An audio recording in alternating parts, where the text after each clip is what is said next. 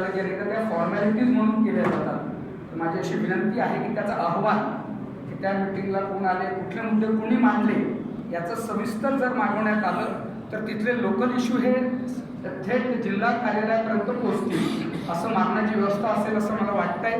पण समजा तशी नसेल तर प्रत्येक शांतता कमिटीची मिटिंगचा अहवाल मुद्द्यानुसार किती लोक आले आणि कोणी कुठला मुद्दा मांडला आणि तिथले कुठले इश्यूज तिथं चर्चेला आले हे जिल्हा कार्यालयापर्यंत आले पाहिजे असं माझं मत आहे।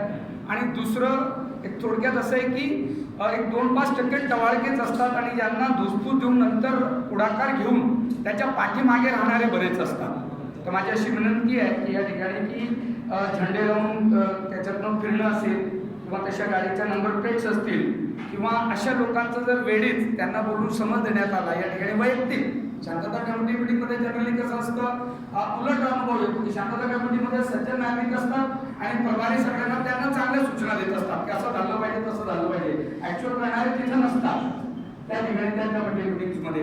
तर या दोन माझ्या छोट्याशा विनंती या ठिकाणी होत्या।